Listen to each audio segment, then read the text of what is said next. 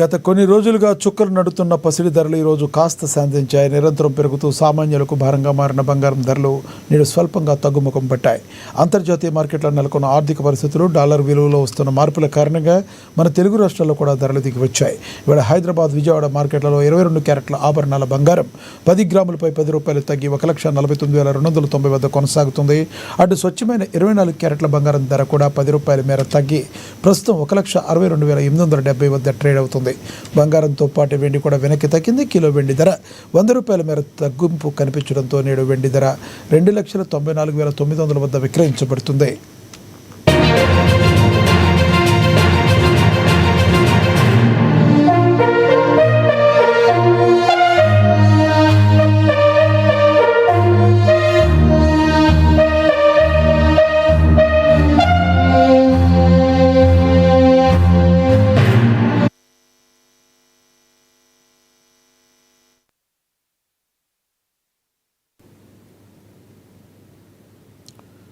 Thank you, sir.